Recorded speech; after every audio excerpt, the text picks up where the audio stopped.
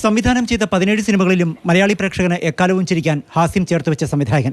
നായകനെ പോലെ തന്നെ ഹാസ്യ കഥാപാത്രങ്ങളെയും പ്രേക്ഷക മനസ്സിൽ കുടിയിരുത്തിയ MH റഷീദ് എന്ന ഷാഫി. കഠിനമായ തലവേദനയും ഉറക്കമില്ലായ്മയുമായാണ് 10 ദിവസം മുൻപ് ഷാഫിയെ ആശുപത്രിയിലാക്കിയത്. തലച്ചോറിൽ രക്തസ്രാവം കണ്ടെത്തി.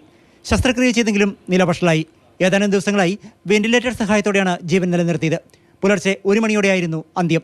രാവിലെ കറുകപ്പള്ളിയിലെ വീട്ടിലെത്തിച്ച ശേഷം മൃതദേഹം കലൂർ കൊച്ചിൻ സഹകരണ ബാങ്ക് ഓഡിറ്റോറിയത്തിൽ പൊതുദർശനത്തിന് വെച്ചു. മമ്മൂട്ടി, പൃഥ്വിരാജ്, സുരേഷ് ഗോപി, ഇന്ദ്രൻസ്, മനോജ് കെ ജയൻ, സംവിധായകരായ ജോഷി, സിബി മലയിൽ തുടങ്ങി ചലച്ചിത്ര മേഖലയിലെ ഒട്ടനവധി പ്രമുഖർ ഷാഫിക്ക് ആദരാഞ്ജലികൾ അർപ്പിക്കാനെത്തി. ഷാഫി ഒരുക്കിയ കഥാപാത്രങ്ങളെ മലയാളി ഒരിക്കലും മറക്കില്ലെന്ന് സിബി മലയിൽ അനുസ്മരിച്ചു.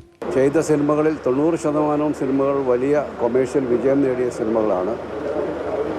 സിദ്ദിഖിൻ്റെയും സഹോദരൻ റാഫിയുടെ ഒക്കെ പാരമ്പര്യത്തിൻ്റെ പിന്മുറക്കാരനായിട്ട് വന്ന് മലയാള സിനിമയിൽ അദ്ദേഹം ചെയ്ത ഓരോ സിനിമകളും മലയാളി പ്രേക്ഷകരുടെ മനസ്സിൽ എന്നും ഉണ്ടാവും. സംവിധാനത്തിനൊപ്പം കഥാകൃത്ത്, തിരക്കഥാകൃത്ത്, നിർമ്മാതാവ് എന്നീ ടൈറ്റിലുകളും ഷാഫിയുടെ പേരിൽ തെളിഞ്ഞു.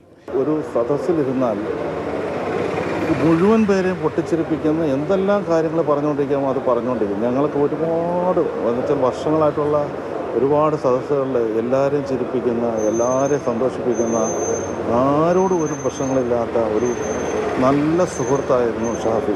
2022 പുറത്തിറങ്ങിയ ആനന്ദം പരമാനന്ദമാണ് അവസാന ചിത്രം. തമാശകളുടെ പൂക്കാലം സമ്മാനിച്ച് ഷാഫി മടങ്ങുമ്പോൾ അദ്ദേഹം സൃഷ്ടിച്ച കഥാപാത്രങ്ങൾ ബാക്കിയാവുന്നു. മാതൃഭൂമി ന്യൂസ്, കൊച്ചി.